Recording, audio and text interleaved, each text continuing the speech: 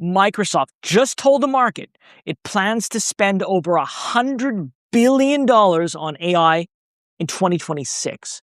And the stock dropped nearly 20% this year. I mean, you'd think that blowout earnings would send the shares higher, wouldn't you? Revenue hit $81.3 billion. EPS, $4.14 a share. Both beat expectations, yet investors were fixated on one number, CapEx. So is this the foundation for the next AI supercycle, or the beginning of margin pressure that most investors aren't modeling correctly today? Well, I went through the earnings, the cloud numbers, the valuation, and of course what Wall Street is pricing in right now.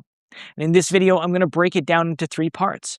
First, what the $100 billion AI buildout actually means. Second, how Azure and custom Maia chips change the economics, and whether the current valuation already assumes near-perfect execution.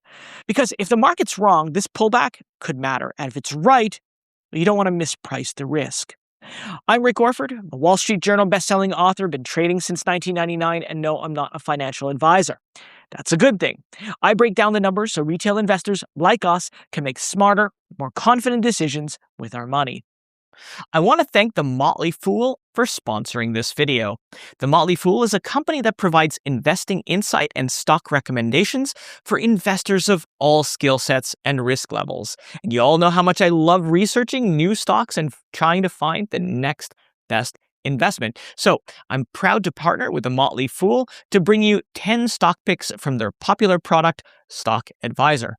Stock Advisor has beaten the market by almost 6 times. Go to fool.com/Ricko to get your 10 stock picks right now. Okay, so almost everyone knows about Microsoft. Of course, they're one of the largest tech companies in the world. They're a core member of the Magnificent Seven alongside Apple, Amazon, and NVIDIA. It develops Office and Windows products, operates Azure cloud infrastructure. It provides enterprise software that's used across various industries. And now it's aggressively pushing into artificial intelligence with Copilot embedded across all of its platforms. Now, beyond software, it also makes Xbox consoles and Surface devices. Its ecosystem supports businesses, governments, developers, and consumers worldwide, and at a massive scale. Now, on January 28th, Microsoft reported strong second quarter fiscal 2026 results. Revenue came in at $81.3 billion, up 17% year over year.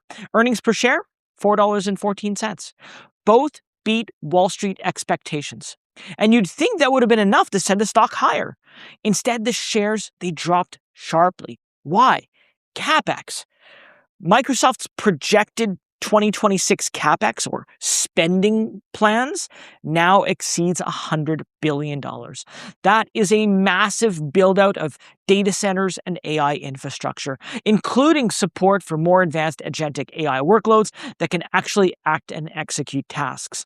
So with that backdrop, I want to look at how the stock is performed and what the market is really pricing in today.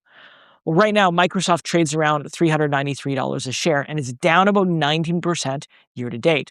That decline is largely tied to concerns around that $100 billion number. That's a psychological number, right?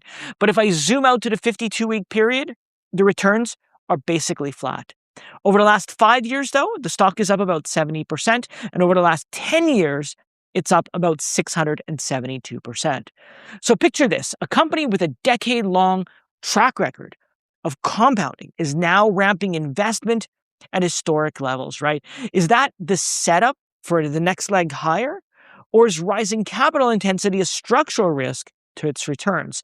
And more importantly, is Microsoft quietly positioning itself as the ultimate long-term AI compounder? These questions come up all the time in my Discord, so let's break it down clearly, because this isn't about short-term AI hype. The real issue is whether this infrastructure build-out strengthens Microsoft's long-term compounding engine.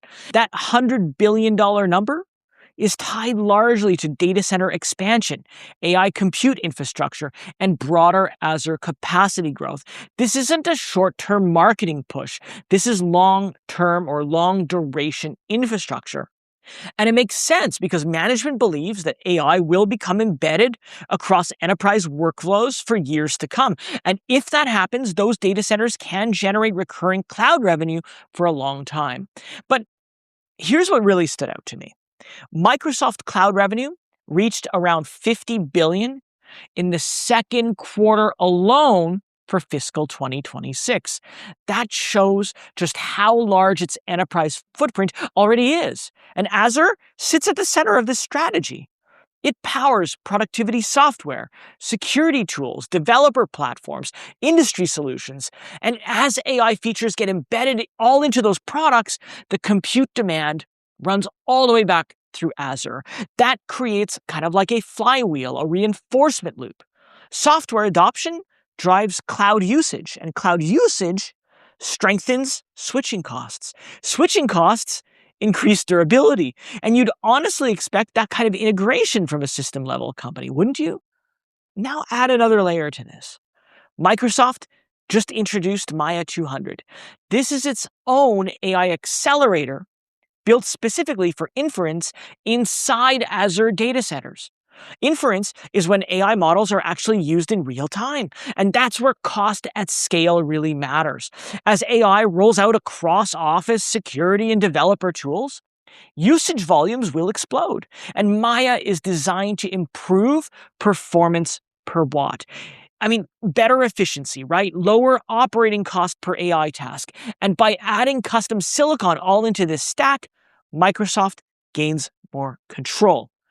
Compute economics get better, capacity planning gets easier, long-term scalability gets better. But here's the part that matters. This strategy, it has to work. AI monetization needs to ramp at a pace that justifies this infrastructure spend.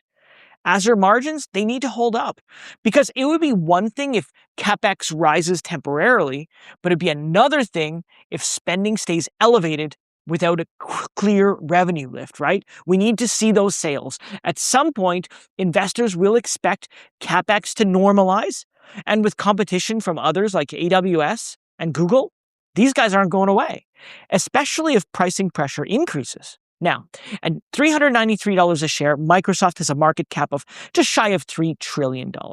It trades around 26 times trailing earnings and about 24 times forward earnings. Its 60-month beta is 1.08, so it moves roughly in line with the S&P 500.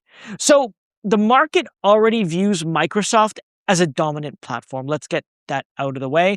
This isn't a turnaround story.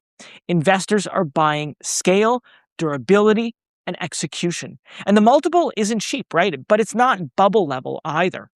For a business with recurring revenue and strong cash flow, this suggests confidence, not speculation. The stock is already priced for steady execution, not hype. So does that make Microsoft a buy at these levels? Well, consider that a consensus among 50 analysts rate it a strong buy. The average score is near perfect, 4.72 out of 5, and the rating has actually held over the last 3 months, though it has ticked down slightly. But the hype price target is still $678. That suggests the stock has as much as 73% upside over the next 12 months from recent levels. And I got to agree with the general direction. For me, Microsoft still checks all those boxes that matter for long-term capital compounding. It is a dominant platform company, right? Global scale, deep enterprise integration, and the recent weakness is tied to elevated CapEx. It's the spending. It's not collapsing demand. Revenue is still growing at double-digit rates. Cloud revenue is already massive, and AI is already being embedded directly into products that already have gone into distribution. So it really comes down to one thing. Can Microsoft convert this heavy AI investment into sustained Azure revenue growth? If yes, the long-term trajectory stays intact. Otherwise, the returns could be pressured. Right now, the market assumes that Microsoft delivers, and for long-term investors who believe in the platform strength, this pullback is probably an opportunity. Now, I want to hear from you. Is Microsoft a stock that you'd be buying or holding through the rest of 2026? Let me know your thoughts in the comments below. And while you're there, if you found the video helpful, don't forget to like and subscribe because it helps others find the video, it supports the channel, and it makes sure that you don't miss out on my next deep dive. Well, that's it for me today. Thank you so much for watching, and I'll see you next time.